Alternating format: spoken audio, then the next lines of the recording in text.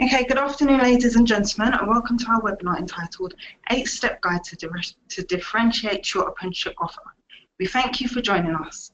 Before I introduce our speaker, I'd like to explain a few things about our webinar platform to allow you to get the most out of your experience. All viewers will be in listen-only mode. However, to engage with the webinar, please use the on-screen panel. Using the tabs on this panel, you can adjust the audio settings and choose to see the webcam of our presenters if available. You can also use the question tab to engage with us. We expect that our webinar will be extremely popular, but our team will do our best to answer your questions and queries. During the webinar, we'll be running a number of polls. To record your response, please click on the on-screen voting button when asked to do so. After the webinar, we will be providing a recording of the webinar, a copy of the slides, and a fact sheet to address any unanswered questions. Now, I'd like to hand over to our presenter, Caroline Roberts. Good afternoon, everybody, and welcome to this webinar where I'm going to walk you through our 8-step guide to differentiating your apprenticeship offer. My name's Caroline Roberts. I'm Head of Policy, Governance and Stakeholder Recognitions at City & Guilds.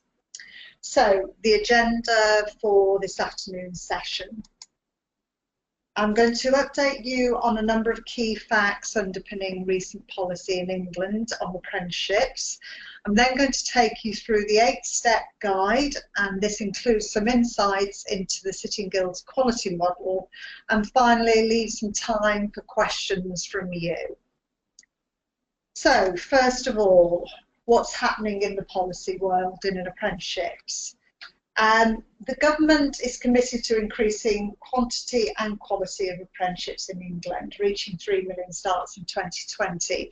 We've in fact heard quite a lot recently that there is an increasing focus on quality, and I think that's as a result of the election, and I personally wouldn't be surprised to see that if we have a Conservative government, they may soften their view on that 3 million target. However, whoever wins the election, I think there's going to be an increasing need to look at quality outputs of apprenticeships. The Employer Apprenticeship Levy, we know, has been introduced and was introduced in April 2017, and what that will do, which it will change the dynamics that currently exist around who the customer is and who has the purchasing power, and that's a really important issue when you're trying to differentiate your offer. As we know, the levy has now been introduced, and it will apply to those employers with pay bill of over 3 million and will represent 0.5% of the pay bill. We know that SMEs will also be supported through the collection of the levy. And the other big thing, as we know at the moment, is changes to technical education in general. And that means that there is going to be quite a significant change in the technical education landscape. We've had the reforms for apprenticeships, and we've now got the new T levels that will be coming on board. And what that means for you as people who are involved in the delivery of apprenticeships is how are you going to align those two offers, because it's increasingly important that you do in order that you can maximise your offer and maximise your resources. So I'm going to hand over now to Jodie to give you the first poll question. Okay, so the first poll question is your organisation currently delivering the new apprenticeship standards? Give it a bit longer.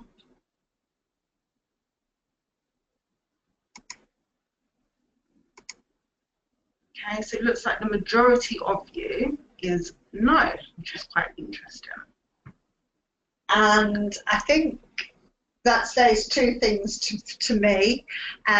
Firstly, that this will be a very useful webinar for you because it's very much about the pre-planning and building up a strategy around apprenticeships. So I hope you're going to find it useful from that perspective.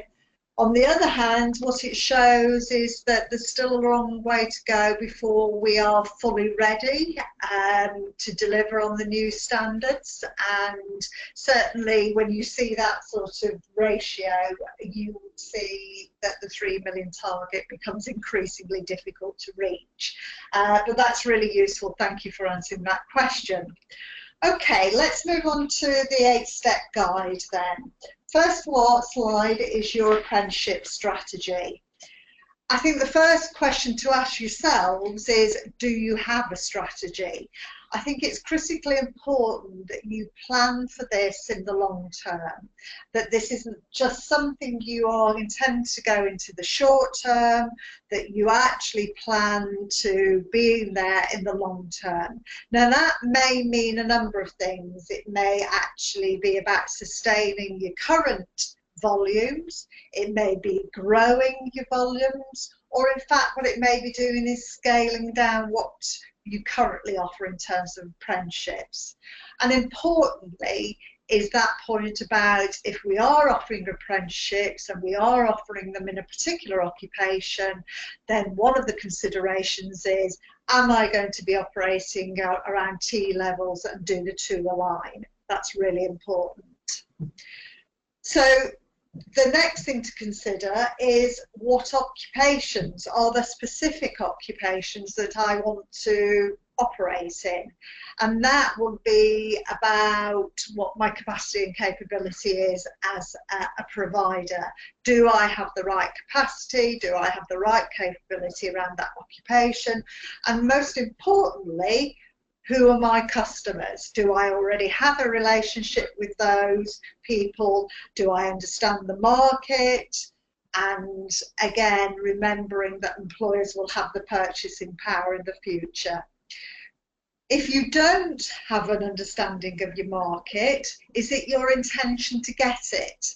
And that's not just about having conversations with employers to get insights from the customers. It's actually about thinking about, what's the shape and profile of my local labour market? Do I understand what industries may be in growth and what industries may be in decline?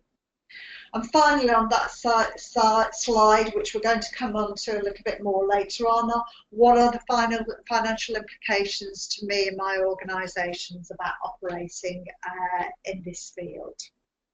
Okay, on to the next slide. One of the first steps you should do is just take a little bit of a step back and look at what you're currently doing and reviewing your current offer. Evaluation is absolutely critical if you're then going to move forward and actually improve your offer. And really, evaluation should be continual. It's not a one-off exercise, it should be continuous evaluation for a continuous improvement. So we need to be doing that if we want to be one step ahead of our competitors, continue looking at what we do. We need to ask questions like, is our delivery model working? And what isn't working? We talked about evaluation, that point about what's going to grow in terms of apprenticeships over the next 5 years, and who are my competitors? Do we know what other providers are actually planning to do around this? And what is the predicted growth, as we talked about, from employers? What age group are we aiming at? What age group do we currently aim at? And are we going to actually change that? And that point about what occupations will actually grow your market, if it is your intention to grow your market. Because at some point you may conclude that you want to draw back a little bit from this. But that's all part of the process of actually reviewing your current offer and shaping your future offer. Okay, so next slide. Perhaps one of the most challenging and difficult parts to prepare for is the finances and the financial planning. Now, what I've given you on this slide is just a table that sets out all those apprenticeships which are currently offered as endpoint assessment from City and Guilds, because that's obviously where we have the data. But what I'm trying to say on that slide is that it gives you a really good feel for how funding has changed and how it will change in the future. And if we take, for example, the top line, that's the catering and professional chefs. If you've got approximate annual recruitment, the current funding is based on an average between 16 and 18 and 19 plus, it's around about 4.9. The new proposed funding, however, has gone down significantly and is around about half. But the new standards are actually showing a marked increase. But what you have to do is you have to think very hard about what do I need to cover with that cost, that funding. What is it I'm actually trying to achieve, and is it that enough money to do so? The other lines in the table, if you look at the level 2 plumbing and heating, that one is blank simply because those standards aren't yet ready to deliver. So you have to look at it in terms of what's ready to deliver and what do I know in terms of the funding. Obviously, one of the things that government is trying to do is incentivise the system to move to the new standards as quickly as possible. So quite naturally, they're going to be looking at funding old frameworks less than they are the new standards, and you can see that from that table there. But whatever you do, it's as much about, am I going to be able to deliver quality product on the new funding, but also what's going to be the cost of change? How much is it actually going to cost me to get to a point where I feel I can deliver a quality product? The other thing you need to be a little bit cautious of when you try to do this sort of calculation is that very often the new standard, the title of the new standard doesn't accurately reflect the title of the old framework. So you're not actually comparing like for like very often, so you need to be a little bit cautious of that. And all the standards that are approved, you can go onto the government website and it will give you an indication there. The other thing to bear in mind around this is that standards are generally for a job role. So arguably they're not in some cases occupations, but they are specific to job roles, whereas frameworks were actually about pathways. So that will affect how you calculate what you can deliver and what you can't. So I'm going to hand over again for our second poll question to Jodie. Okay, moving on. So the second question is, do you have a direct relationship with levy-paying employers?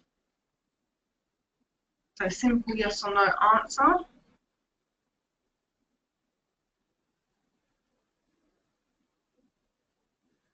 Okay. So again, it looks like the majority of you are yes. Which is good, which is encouraging, because my next slide is very much about how you engage with employers. So I think it's encouraging to see that most of you do have a direct relationship with employers and that you are able to use that and exploit it to a certain extent. So I think, moving on to the next slide, engaging with employers, this is probably the most important step in order to differentiate your offer. As we talked about, employers are now the purchasers in the new levy-paying environment. They are going to want to know, are they getting value for money? Are they going to be able to meet their short and long-term growth projections through their skilled staff? And are they, most importantly, are they going to actually be able to spend their levy contribution? So what you need to do is you need to move not only to have that relationship that allows you to be open and honest and discuss with employers those transactional questions, but also thinking about moving your relationship to a much more long-term strategic relationship. That's the point about, do I understand this business, and do I understand the environment in which they operate, and do I understand their aspirations for growth? And that's really important about moving, as I say, from a transactional relationship to a strategic relationship. Effectively, what you are becoming is a supplier in their supply chain. And many of them, large and small businesses, their suppliers are critically important to how they can deliver on their own ambition and deliver quality products. So you are becoming a very, very important supplier within that supply chain. So it's that relationship with employers about setting you apart from your competitors, building up that strategic relationship, and also thinking about employers not only as customers, but also from the other perspective, which is they are likely to be your leaders as well. And what I mean by that is that they are employers they are people who will become very useful in giving you insights into what your business needs to offer. And that leadership that they can offer you, from whatever your governance structure is in your college or your provider or whatever your organisation is, that leadership and those insights are really important. So I think your relationship with your employers is going to be the most critical dimension when you're trying to differentiate your offer. Okay, moving on to step 5, defining your offer. There's probably never been more of an opportunity to actually shape your offer according to demand. I think in the past, frameworks, whatever we think of frameworks, they had content in terms of every element was contained in the framework. So if there was compulsory qualifications, it was already in there. Now, as we know, we have a single standard and an endpoint assessment. Some of the trailblazer groups have moved to a situation where there are qualifications in there. But I think there is more of an opportunity to shape your delivery, shape your offer, define your offer according to what the needs of your customers are. So you may think about a number of options. You may decide that the outcomes are qualification based, so you have a delivery model that includes the learning and practical training to prepare for a mandatory assessment specified with the trailblazer group, as we've already said.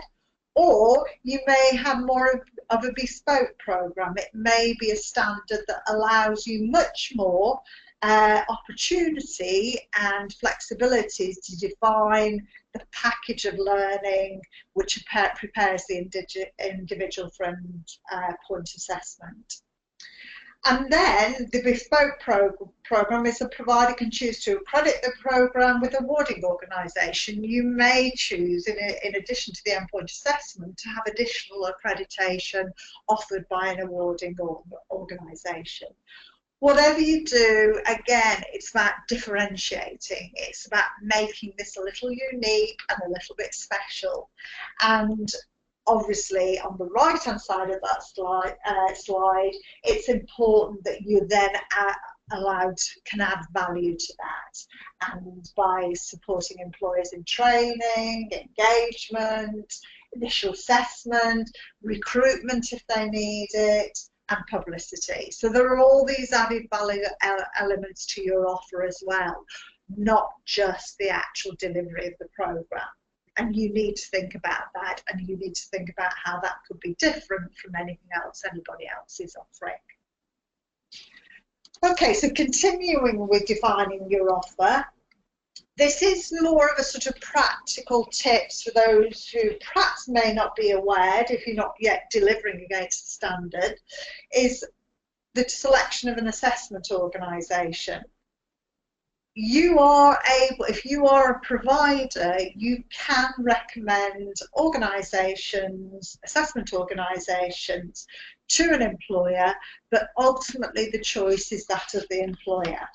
So as we know, there is a register, and there's a link down at the bottom of the slide for those organisations that are now recognised as assessment organisations. So you can yourselves as providers make recommendations to employers, but ultimately it will be the employer that makes that decision. And that's back to the point about they are holding the purse, if you like. What you also need to actually remember in your calculations around payment, etc., is that as a lead provider, you will be paying the assessment organisation as part of your overall agreement with an employer. And that must be confirmed, that cost must be confirmed with the employer as part of the negotiation. So it must be absolutely clear within that there is X proportion that is to pay for the assessment organisation. And the reason we make the point about lead provider there is that you may actually be in a situation where you're doing some subcontracting for some of the off-the-job training. So you may be in arrangements where you have subcontracts as well.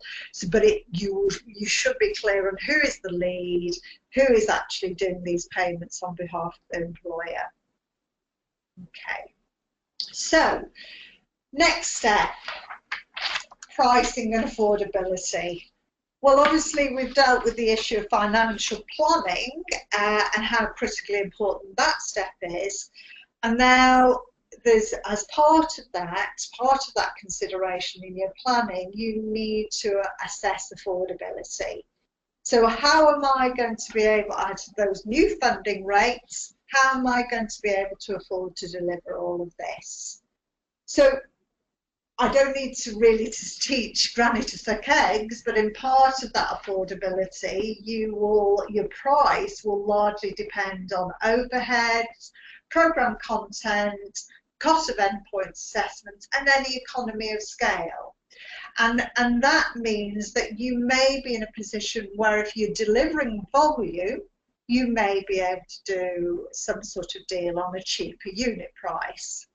The fewer that you deliver, the more costly it is. So it's about volume versus unit price and how you can make those two things actually work for you. So those overheads, programme content and assessments, economy of scale all have to be considered. The right-hand side of the slide gives you an indication around things you must think about when you're costing your endpoint assessment. The cost of assessment must not end up meaning that the whole thing becomes more expensive than the funding available, unless employers themselves, your customers, are willing to actually make a further contribution. And that again will all be part of the part of the negotiations you will undertake. Your pricing structure must give you flexibility to negotiate with employers. So if I was doing this, I would sit down and think about a minimum and maximum price I can work to, and then work out the negotiating parameters or boundaries.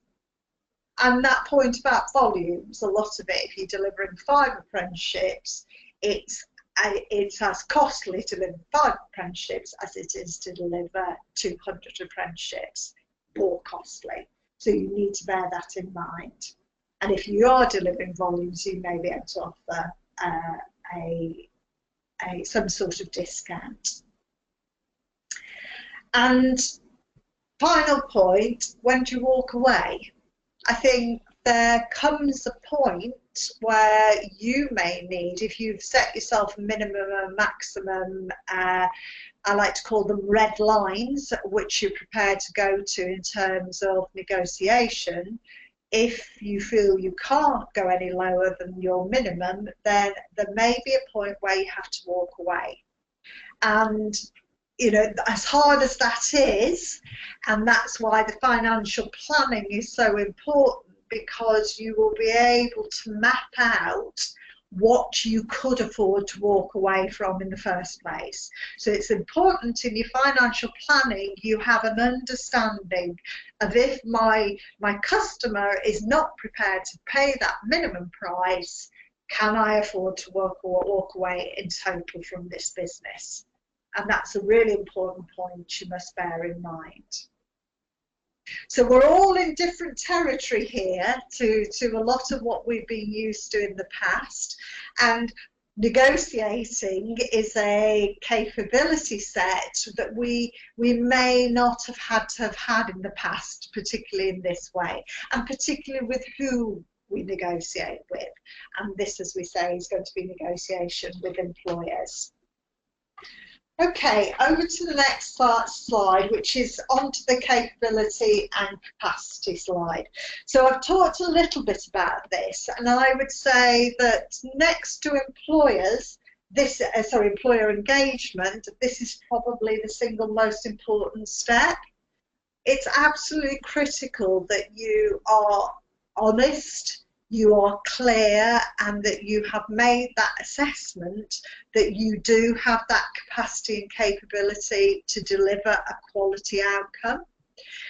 And the diagram on the right hand side is just a little bit about visually saying you need to assess what your current capability is against your current offer, and on the right hand side what your target capability is in relation to your new offer.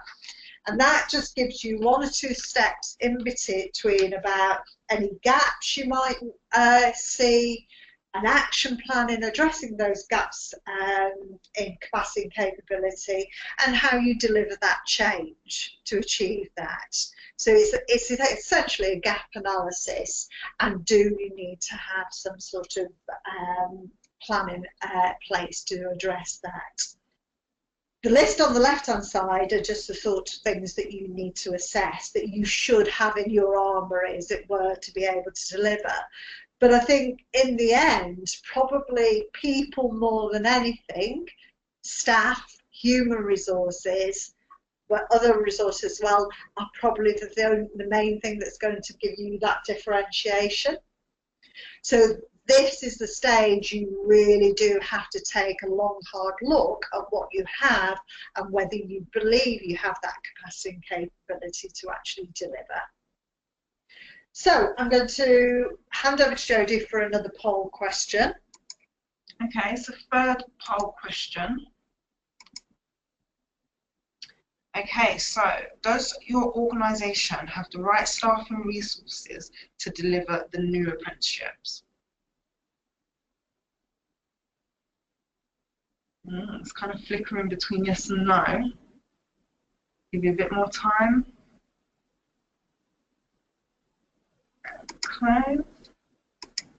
So it looks like the majority are yes. Which is good news. I think the 39% no. I think this is very often about the resources of the whole organisation, and not just that to deliver on apprenticeships. So there may be conversations that need to be had at a broader level about your capacity and capability. And what I would encourage you to do is actually use your relationship with employers to help you assess that capacity and capability, particularly in relation to staffing and expertise. Because one of the things you may be able to do is supplement your current staffing with employers who are willing to spare time, and I know they don't have a lot of time, but maybe willing to spare time to help you deliver on what you need to do on the off-the-job training. So it might be just having a relationship with employers, it opens up opportunities to supplement your resourcing. And also, not just in terms of staffing, but physical resources as well. There may be things that employers have that they'd be willing to share, and that would be all part of the negotiation, that would actually raise your capability. But looking at it, it's more positive. People feel they are ready to do it. They do have that capability set and the capacity, which is good news. Okay, so the final step, developing a marketing plan. So you've done all that planning, you've done all that evaluation, assessing the financial implications, thinking about pricing, thinking about capacity and capability. You've done all that work. How are you now going to package that and sell it? How are you going to sell it in the way that really optimizes your customer base and really does show you as a differentiated organisation? So it's important that you think about how, where and who do I market this to? So what is it that I'm marketing? What's my value proposition? And that's about all the things we've talked about. What are those unique features I can offer? What are the processes? What are the resourcing or staffing resources I can offer that sets me apart from others and sets you apart from your competitors? Your unique selling points, I've talked about that as well. What makes me different? What makes me in a position to do a job where I can really deliver quality service and quality outputs to my customers? And what are my routes to market? So how do I reach customers in terms of telling them what my compelling offer is? You need to be able to define what those routes to market, those communication routes are, in order that you can absolutely optimize each of them. So thinking about your marketing plan, what shape does it need to take, how do I really sell myself and that value proposition to the best advantage. And obviously there are lots of different media that you can use to reach your market. Okay, so what I want to do is just the final two slides is first one is just thinking about where you might want to draw on some external resource and services to support you in this process. And obviously we at City & Guilds have a consultancy and training service that we have used and do use quite a lot to support people. So the areas that we can offer consultancy and training in is apprenticeship readiness. So all the things we've talked about the reforms, we can keep you updated on policy and what's happening there, take you through this 8 steps I've just done, but do it specifically and bespoke to your organisation. Because all I can do today is give you those high-level 8 steps. What a consultancy service would do would really get into the sort of roots of your business and roots of your organisation and understand what it is you're trying to achieve, and then look at the 8 steps in that context. So it will help you define your apprenticeship offer, which you talked about in the end, and how you can shape your apprenticeship offer against the new standards. Particularly that point around employer engagement, how you can actually support your development managers to get ready for the new world and get ready for those different conversations you're going to be having with employers, particularly as levy payers, and help you prepare those pitches and help you think about what I call those red lines, that's where you need to mark them in terms of negotiating around price. And then the CPD around teaching and learning, and that's around training to support assessors and moving to much more training and learning based roles and help you improve your practices.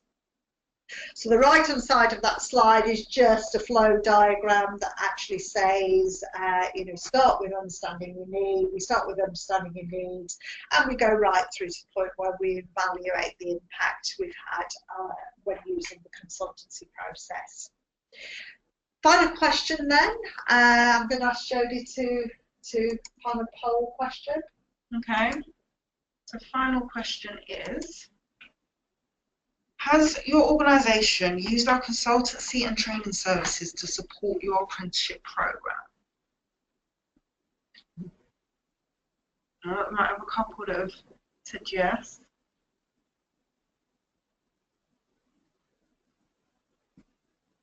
Okay.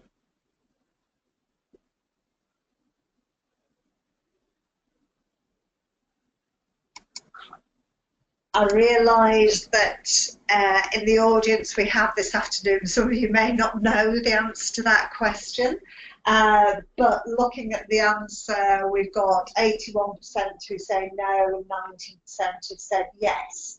So, you know, there is an opportunity there for 81% of you if you feel that there is support that you need, and having listened to the 8-step guide, as I say, what the consultant service does is go into depth in all of those steps, adds other things on that you may need, but actually really does shape it, the offer around your organisation and what your organisation needs. So you might want to consider that. Okay, so the final slide is just really to show you something that City and Guilds use themselves, which is our own quality apprenticeship, our employer model. And what we're saying there is that very much that we're putting employers at the heart of quality. Employers are the customers, and we need to ensure that whatever we do is we deliver a quality product for our employers, our customers. So what that does is it takes you from recruitment, about helping that initial assessment be made, creating the apprenticeship agreement and forming some introduction or induction. And then the big red bubble is about putting learning at the heart of the apprenticeship offer. And you know, that's a combination of on-the-job and off-the-job training with experts and peers for on-the-job, and obviously the off-the-job is the education, training and maybe online learning. And coaching and mentoring, don't underestimate, actually, for apprentices, one of the most important people will be those people who act as either a coach or a mentor.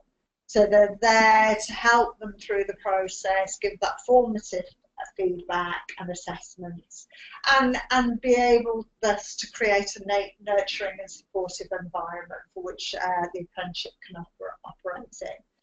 Doing that is about making them much more effective as employees for the employer.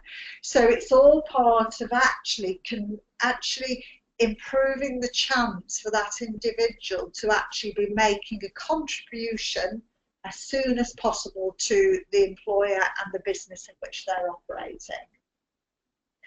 And then obviously, as we move further on, what apprenticeships are about is mastery. It's about competence, and it's about making sure that all those things that are listed there, that routine expertise, resourcefulness, craftsmanship, functional skills, business-like attitudes, wider skills and behaviours, autonomy, all those things are measured and assessed within that context of the apprenticeship that the person is on. So those more, we perhaps call them softer skills, but there's some hard skills there as well, are really important in terms of developing mastery. And then once that has come, you will have, that stage is reached, you would have the sign-off from the employer, and then obviously it's the independent end assessment. And that may be a qualification, include a qualification, a license to practice, some form of certification. And that's not where the journey ends. We hope that apprenticeships are the gateway to the workplace. They are good quality jobs with good training, but it is not the end. What we hope that happens with apprenticeships and apprentices is that they are then on the ladder, and once they're in the workplace, they're then given the opportunity to progress in that job and on to the next job as well. So it's certainly not the end, it's about continuous occupational management development from there on. Okay, well, thank you very much for listening. I've been through the slides and we are going to take questions now if there are any questions. No, we don't seem to have any questions. We've got 20 minutes left, so it'd be great if anyone listening in could send us any questions if you have any. Just type them in the question panel and submit your questions.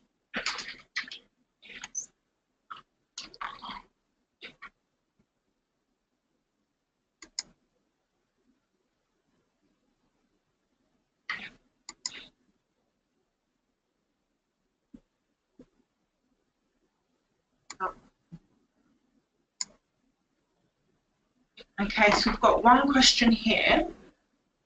So what are the costs of the City and Guilds consultancy packages? Okay, well, I'm not going to do very well because I don't actually know the answer to that question. I think it's largely dependent on what package you have, but we are absolutely able to give you the costs if you want to contact us separately. If you just come through to the main reception and ask to speak to somebody about our consultancy services, and we'll be able to give you the cost. But it will be more about a conversation about what you want and what you need.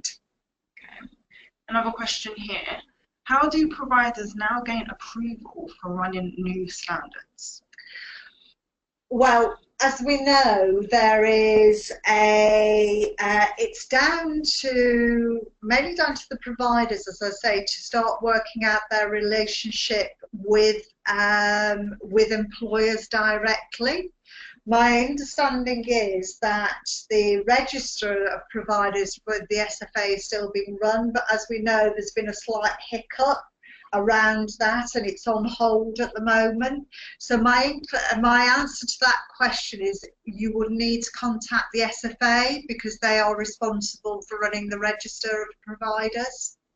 Okay. Do you know if new frameworks is approved for animal management and vet nursing? No, I don't. So the new standards, you mean? Can I ask you to check on the DFE website? If you type that in, approved apprenticeship standards, they will be able to tell you if that one's been approved. So if you go onto the DFE website. How difficult is it to differentiate from competitors? I think there are two ways. You can differentiate in terms of the apprenticeships you offer, the occupations in which your apprenticeship offer. So certainly I think it's if you're on good terms with local providers and other colleges or whoever you are, then it's worth having that conversation because it's about what you want to specialise in. So that's the first thing. You know, what am I known for? What is my organisation known for? And do I specialise rather than offer everything? So that's one. The other is differentiation. I think it's very much about your capacity and capability. So that will, as I say, be the area you will be able to, what resources do I have? What expertise do I have? What physical resources do I have? Do I have a brilliant catering kitchen, for example, which would then lead me to, be specialising in hospitality and catering, for example. So your capacity and capability is absolutely critical in differentiation. Okay, moving on to another question. Okay, so we have a question here. We are on the register waiting for City and Guilds to confirm approval to offer. How will this take place? I'm actually not sure what that question is asking. So when we say you're on a register waiting to be approval to offer, I'm not quite sure what that question is. I do apologise, I'm really not quite sure what that question is asking. No problem. With any questions that we can't answer, we will provide an FAQ. hopefully tomorrow. Another question. Can you use the pre-standard city and guild qualifications to deliver new apprenticeships using the standard? Okay, so when a standard is approved, it will be approved either with compulsory qualifications already in there, in which case those are the qualifications that have to be delivered, or it will not include qualifications at all.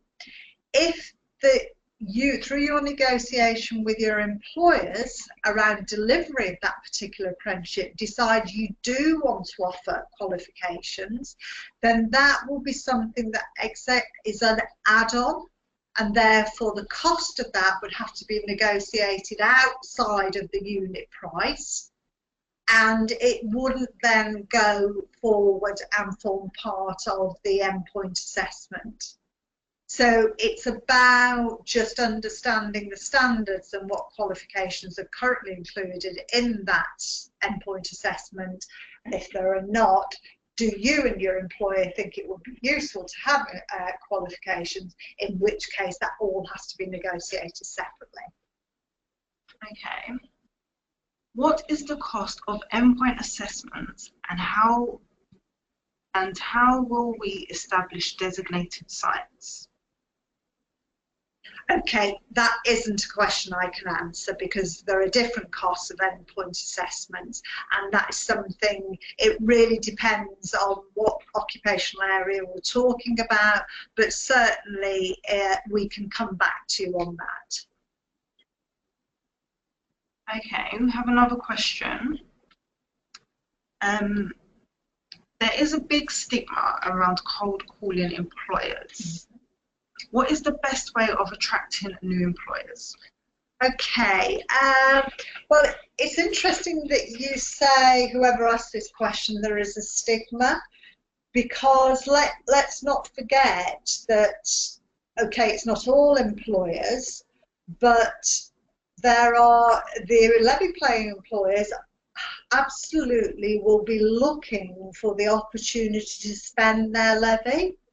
So I think what you will find is that employers, their doors are open more readily now, because they really do want to find how they can spend that money. The last thing they want, we do think there's going to be a surplus, but the last thing they'll want is a surplus. So I think if you can go in with an offer that absolutely says that you need to spend it, you want to spend your money, employer, and I'm the best person to spend it with, and have your offer, your value proposition really worked out strongly before you go in, then I'm absolutely sure that getting through the door of employers is just going to become easier because of the levy.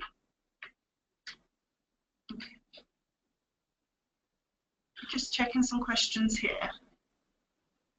Am I able to give an indication of how many new registrations there have been since 1st of May 2017?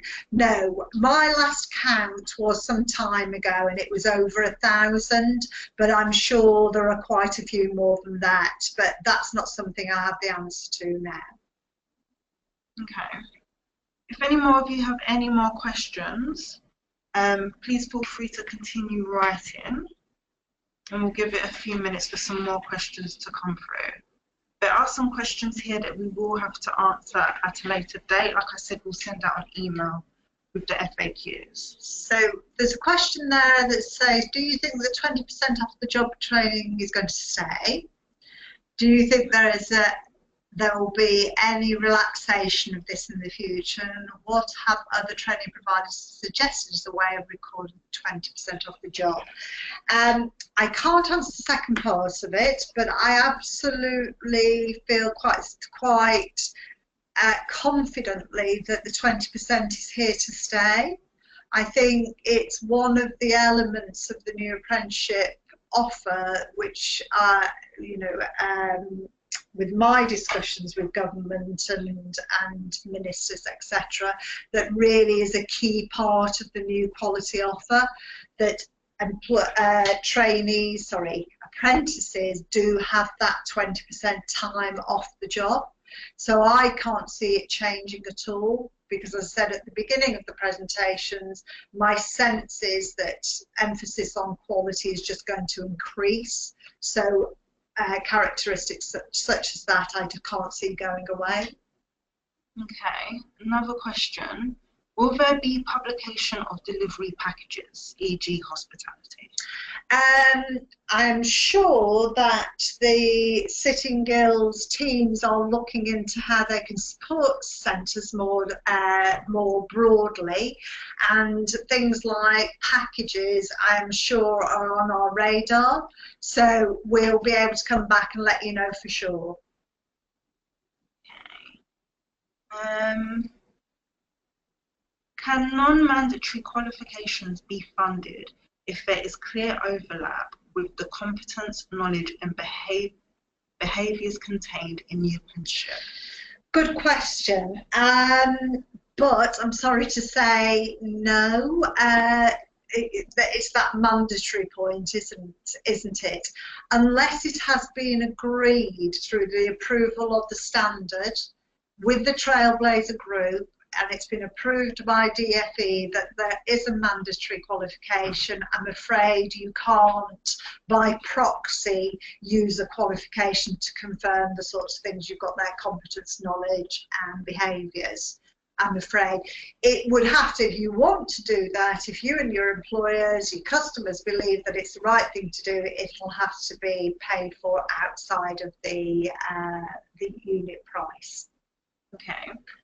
Will learning assistance still exist for new standards? I think what you mean by that is there a new standard for learning assistant? Again, what I would suggest you do is that, yes, thank you, Paul. Go onto the DFE website and look and see. On the website, it tells you what's in development and what's been approved. Okay. Got questions coming in. We are currently looking into our contractual obligations with employers. As it stands, it looks like the only person that can sign the contracts to agree with an employer that we will engage is the principal. Do you agree, or can you delegate this authority?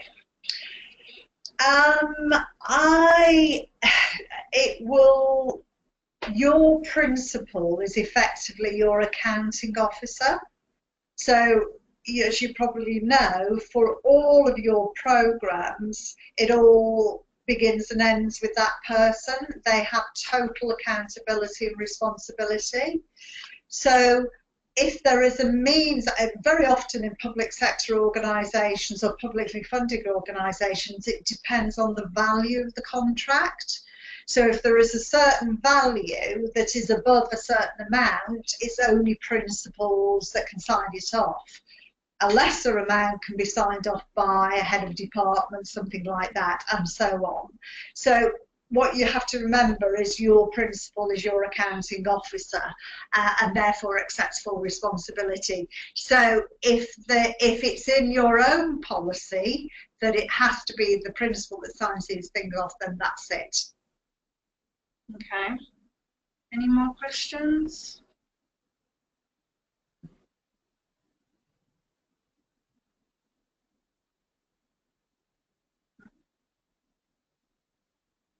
We have a few more minutes, so feel free to type any more questions if you have any.